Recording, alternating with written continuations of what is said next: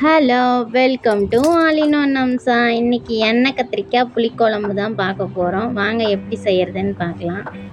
அதுக்கு கத்திரிக்காயை 4ஆ அரிஞ்சு எடுத்து வச்சுக்கலாம். சின்ன சின்னதாக புளி, தக்காளி, கருவேப்பிலை எல்லாம் எடுத்து வச்சுட்டு எண்ணெய் ஊற்றி அதில் கத்திரிக்காயை நல்லா நம்ம பொளந்து வச்சுருக்கோம் இல்லையா, அதை எடுத்துக்கலாம். பூச்சிப்புழு இருக்கான்னு பார்க்கணும். எண்ணெயை ஊற்றிட்டு அதில் கத்திரிக்காயை போட்டு மிளகாய்த்தூள், கல்லுப்பு போடணும். போட்டு நல்லா கிளறி விடணும். ஏன்னா எப்பயுமே எண்ணெய் கத்திரிக்காய் செஞ்சால் வெறும் காயை மட்டும் வதக்கி வதக்கி செய்கிறோம். அப்போ அந்த காரம் டேஸ்ட்டு வர மாட்டேங்குது, கத்திரிக்காய் டேஸ்ட் இல்லாத மாதிரி. அப்புறம் கொஞ்சம் கறி மசாலா, கொஞ்சம் கரம் மசாலா எல்லாத்தையுமே இந்த எண்ணெயிலே போட்டு அந்த கத்திரிக்காயை அதிலே மஞ்சத்தூள் கொஞ்சம் சேர்த்துட்டு அதிலே நல்லா நம்ம வதக்கி எடுத்துடணும். ஏன்னா அந்த கத்திரிக்காய் அதில் வணங்க அந்த காரத்தோட டேஸ்ட்டு, அந்த உப்பு, அந்த கரம் மசாலாவோட டேஸ்ட் எல்லாம் நல்லா இறங்கி அதுக்குள்ளேயே நல்லா மெல்ட் ஆகியிருக்கும். அதுக்கப்புறம் நம்ம அதை நல்லா வதக்கிட்டு அதை ஒரு பிளேட்டில் எடுத்து வச்சிடணும். ஏன்னா நல்லா அதிலே வதங்கிடுச்சு, வெந்துருச்சு இல்லையா, அதனால் நல்லா வதங்கி வெந்ததுக்கப்புறம் இதை ஒரு பிளேட்டில் எடுத்து வச்சுட்டு பாருங்கள் எப்படி வதங்குதுன்ட்டு. வதங்க தான் அந்த கத்திரிக்காய் டேஸ்ட்டு வரும். அதே மாதிரி ஏதாவது பூச்சிப்புழு இருக்கான்னு பார்த்துட்டு தான் கட் பண்ணி போடணும். எடுத்து ஒரு பிளேட்டில் வச்சுட்டு அதில் கொஞ்சம் ஜீரகம், கொஞ்சம் பட்டை, கொஞ்சம் வெந்தயம், சோம்பு எல்லாத்தையும் போட்டு அதில் வெங்காயத்தையும் போட்டு நல்லா வதக்கி எடுத்துக்கலாம். அதுக்கப்புறம் தக்காளி 2 தக்காளி நாம் பொடியாக கட் பண்ணி வச்ச தக்காளி, கருவேப்பிலை 2, இஞ்சி பூண்டு பேஸ்ட்டு, நீங்கள் இஞ்சி பூண்டாக கூட பேஸ்ட் இல்லாமல் கூட போட்டுக்கலாம். அதையும் போட்டு நல்லா அது கூட வதக்கி விட்டுட்டு 1 ஸ்பூன் குழம்பு மிளகாய்த்தூள் அதை போட்டு நல்லா வதக்கணும். ஏன்னா அதில் நம்ம கத்திரிக்காய் வதங்கும்போது தனி மிளகாய்த்தூள் தான் போட்டோம். அதுக்கப்புறம் இதில் தேங்காய் ஒரு அரை பத்தை எடுத்து அதை கட் பண்ணி பொடியாக அதில் போட்டு பொட்டுக்கடலை கொஞ்சம் திக்னஸ்க்காக உங்களுக்கு வேணால் போட்டுக்கலாம், எல்லாம் ஸ்கிப் பண்ணிவிடுங்க. அதுக்கப்புறம் எல்லாத்தையும் போட்டுட்டு அதை எண்ணெய் ஊற்றி அதை மிக்சியில் போட்டு அதை அரைச்சி பேஸ்ட் பண்ணிக்கலாம். அதுக்கப்புறம் இதில் ஜீரகம், கொஞ்சம் வெந்தயம், கொஞ்சம் சோம்பு போட்டுட்டு கருவேப்பிலை, வெங்காயம் போட்டு நல்லா வதக்கிடலாம்.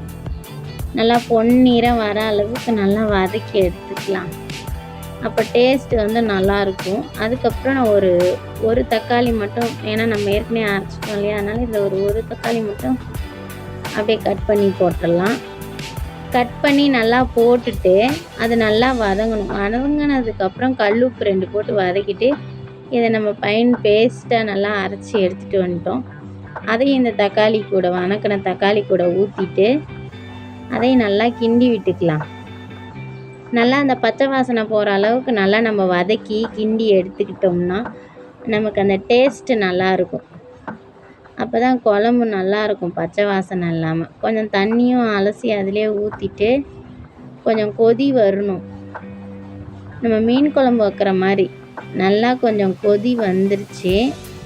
இது மாதிரி கொதிக்கும் போது நம்ம எடுத்து வச்சுருக்க கத்திரிக்காயை போடணும். இப்போ பெரும்பாலும் புளி தண்ணியும் ஊற்றிட்டு அதுக்கப்புறம் கத்திரிக்காய் போடுவாங்க, ஏன்னா வேகாது, டேஸ்ட்டு வராது. இப்போ இதிலே நம்ம வதக்கி வச்சுருக்கோம் இல்லையா, இந்த கத்திரிக்காய் பாருங்க பார்க்கவே எவ்வளோ கலர்ஃபுல்லாக இருக்குல்ல. அப்படியே இந்த கத்திரிக்காயை அந்த குழம்புல போய் கொஞ்சம் கொஞ்சமாக போட்டுடலாம். போட்டுட்டோம்னா அதிலே நல்லா வேகும். அது நல்லா வெந்ததுக்கு அப்புறம் தான் நம்ம நல்லா ஒரு எலுமிச்சை சாலை அளவுக்கு புளி எடுத்து ஊற வச்சுருக்கோம் இல்லையா, அதை நல்லா கரைச்சிட்டு அதை வடிகட்டி வச்சுக்கணும். குழம்பு பாருங்கள் நல்லா கொதித்து வருது. இப்போவே பார்க்க நல்லா கலர்ஃபுல்லாக டேஸ்ட்டாக இருக்கும்னு நினைக்கிறேன். நல்லா நம்ம மீன் குழம்பு மாதிரியே இருந்துச்சு, டேஸ்ட்டு ரொம்ப டேஸ்ட்டாக இருந்துச்சு. நீங்களும் வீட்டில் ட்ரை பண்ணி பாருங்கள், அப்போ தான் உங்களுக்கு அதோட இது தெரியும். செம்மையாக இருந்துச்சு. மீன் மாதிரி அடுத்த நாள் வச்சுருந்து சாப்பிட்டிங்கன்னா, இன்னும் சுடுசோத்தோடு சாப்பிட்டிங்கன்னா செம்ம டேஸ்ட்டாக இருக்கும். இப்போ புளியை நல்லா கரைச்சி எடுத்து வச்சுக்கிட்டோம். அதையும் நம்ம இந்த கத்திரிக்காய் நல்லா வெந்துடுச்சு. இப்போ அந்த புளி தண்ணியை சேர்த்துக்கலாம். புளி தண்ணி சேர்த்து நல்லா கிண்டி விட்டுட்டு அப்படியே பாருங்கள், ரொம்பவும் இது பண்ணால் அந்த கத்திரிக்காய் கொஞ்சம் குழஞ்ச மாதிரி ஆகிடும். அதனால் ஒரு அளவுக்கு அப்படியே கொஞ்சமாக நல்லா அது வெந்துக்கிட்டு இருக்கட்டும். அப்படியே கொதி வருது பாருங்கள், அந்த எண்ணெயெல்லாம் பிரிஞ்சு வரும் நம்மளுக்கு. வேக வேக அப்படியே வீடே மனம் வாசம் வீசும்னா பார்த்துக்கோங்களேன். அப்புறம் கொஞ்சம் நான் டேஸ்ட் பண்ணி பார்த்தேன். உப்பு கொஞ்சம் கம்மியாக இருந்துச்சு. உப்பு மட்டும் கொஞ்சம் சேர்த்துக்கிட்டேன்.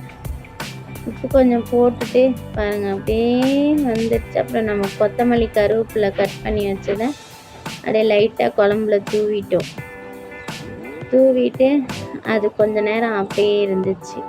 அப்படியே லோ ஃப்ளேமில் வச்சிடணும். அப்போ தான் அந்த எண்ணெய் பிரிஞ்சு அந்த டேஸ்ட்டு காரம்லாம் உள்ளே இறங்கி அப்படியே பார்க்கறதுக்கே செம்மையாக இருக்கும். நம்ம மீன் குழம்பு செஞ்சால் கூட இதே மாதிரி செஞ்சோன்னா இன்னும் சூப்பராக இருக்கும். கத்திரிக்காயெல்லாம் சூப்பராக இருக்குன்னு சொன்னாங்கன்னா பார்த்துக்கோங்களேன். கண்டிப்பாக நான் வச்சதுலே பெஸ்ட்டு குழம்பு இதுதான் சொல்லுவேன். அவ்வளோ டேஸ்ட்டாக இருந்துச்சு. நான் ரொம்ப விரும்பி சாப்பிட்டேன் கத்திரிக்காய் குழம்பு. இன்னும் நம்ம அந்த நீளம் கத்திரிக்காயில் செஞ்சால் இன்னும் சூப்பராக இருக்கும். அதுக்கப்புறம் கொஞ்சம் சுட சுட ஒயிட் ரைஸை வடித்து சாப்பாட்டை வடித்து கொஞ்சம் தட்டில் போட்டு அப்படியே எடுத்து ஒரு கத்திரிக்காய் இதுக்கு சுட்ட அப்பளம் இருந்து சாப்பிட்டா இன்னும் ஸ்டார் மாதிரி தக்காளி சோறாக இருக்கும். அப்புறமேட்டு இந்த கத்திரிக்காயோடு எடுத்து அந்த சுடு ரைஸோடு போட்டு சும்மா சாப்பிடும்போது ஆஹா அற்புதமாக இருந்துச்சுங்க. மறக்காமல் நீங்களும் ட்ரை பண்ணி பாருங்கள். ஆல் இன் ஒன் அம்சாவை சப்ஸ்கிரைப் பண்ணுங்கள். அடுத்த வீடியோவில் மீட் பண்ணுறோம். பாய்.